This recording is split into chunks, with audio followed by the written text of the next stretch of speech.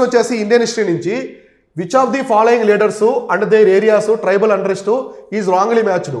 మామూలుగా మనకి కొన్ని తిరుగుబాట్లు జరిగాయి అనమాట. సో గిరిజన తిరుగుబాట్లు అనేవి జరిగాయి, ట్రైబల్ రివోల్ట్స్. సో కొన్ని ఎప్పుడు బ్రిటిష్ ఇండియాలో కొన్ని ట్రైబల్ రివోల్ట్స్ అనేవి జరిగాయి అనమాట. ఇక్కడ ట్రైబల్ రివోల్ట్స్ స్టేటు అది ఏ రాష్ట్రంలో జరిగిందో కరెక్ట్గా ఉన్నాయి, కానీ ఇక్కడ తప్పు.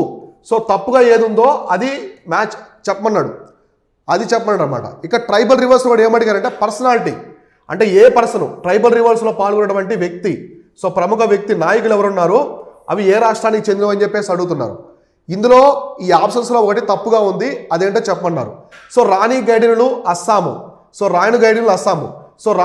అస్సాము, అల్లూరి సీతారామరాజు రంపా రీజను, రూప్ సింగ్ పంచమహల్, బిర్సా ముండా చోటా నాగపూర్. ఇక్కడ చూడండి, బిర్సా ముండా చోటా నాగపూర్ కరెక్ట్. చోటా నాగపూర్ ప్రాంతం నుంచే ఎవరంటే బిర్సా ముండా. సో బిర్సా ముండా బ్రిటిష్ వాళ్ళకి అగైనెస్ట్గా పోరాడారనమాట. సో ఇది కరెక్ట్. రూప్ సింగ్ పంచమహల్ ఇది కూడా కరెక్ట్. సో రూప్ సింగ్ ఎక్కడి నుంచి పోరాడారు, పంచమహల్ రీజన్ నుంచి ఈయన వచ్చేసి తిరుగుబాటు చేశారు. అల్లూరి సీతారామరాజు రంపా రివోల్ట్. సో అల్లూరి సీతారామరాజు రంపా అనమాట. సో మనకి మన్యం ప్రాంతం ఉంది కదా, ఈ ప్రాంతం నుంచి తిరుగుబాటు చేశారు. 3 కరెక్ట్. కానీ రాణి గడియలు రాంగ్ అనమాట. ఎందుకంటే రాణి గడియలు ఎక్కడి నుంచి అంటే నాగాల్యాండ్ మణిపూర్ ప్రాంతం. సో నాగాల్యాండ్ మణిపూర్ ప్రాంతం నుంచి, అంటే ఈ సరిహద్దు ప్రాంతాల్లో ఈమె తిరుగుబాటు చేసిందనమాట.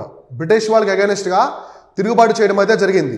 అయితే రాణి గడియలు ఆమె చిన్నతనంలోనే స్వాతంత్రోద్యమంలో పాల్గొన్నది. ట్రైబల్ రివోల్ట్ గిరిజన తిరుగుబాటులో పాల్గొని బ్రిటిష్ వాళ్ళకి వ్యతిరేకంగా పోరాడింది. అయితే ఈమెను దేశద్రోహం కేసు కింద జైల్లో పెట్టారు. సో రాణి గైడెన్ని జైల్లో పెట్టారు అనమాట.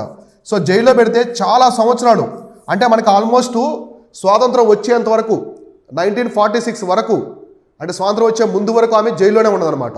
ఆమెను జైలు నుంచి విడిపించింది ఎవరంటే జవహర్లాల్ నెహ్రూ.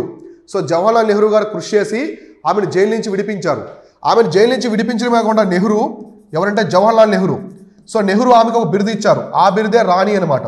సో ఇవాళ ఆమెని రాణి గైడిన్లను ఎందుకు పిలుస్తున్నామంటే ఆమె పేరు గైడిన్లు. సో ఆమె పేరు వచ్చేసి మామూలుగా గైడిన్లు. ఇప్పుడు మనం ఎందుకు పిలుస్తున్నామంటే రాణి గైడిన్లు అని, స్వాతంత్రోద్యమంలో ఆమె చేసిన కృషికి జవహర్లాల్ నెహ్రూ రాణి అనే బిరుదు ఇచ్చారు ఆమెకి. అప్పటి నుంచి రాణి గైడిన్లు అని చెప్పేసి పిలుస్తున్నాము. ఎగ్జామినేషన్ పరంగా చాలా ఇంపార్టెంట్. ఇవి పాల్గొన్న ఉద్యమం వచ్చేసి హెరకా ఉద్యమం అనమాట. హెరకా మూమెంట్లో పాల్గొని బ్రిటిష్ వాళ్ళకి వ్యతిరేకంగా పోరాడింది.